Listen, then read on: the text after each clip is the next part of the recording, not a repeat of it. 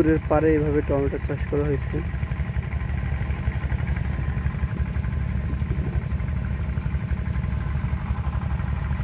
ওই দূর পর্যন্ত দেখা যাচ্ছে।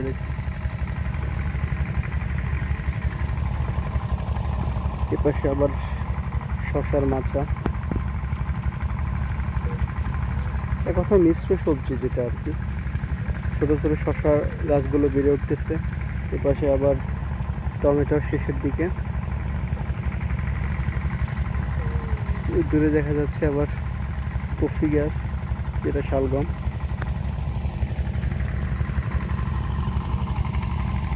এপাশে আবার লাউয়ের মাচা। গ্রামের সব থেকে উপভোগ্য বিষয় যেটা, যে আপনি মানে আল্লাহ এত অফুরন্ত নিয়ামত দিচ্ছে যে যে কোনো গাছে বীজ আপনি বপন করলে সেটা স্বাভাবিকভাবেই বেড়ে ওঠে।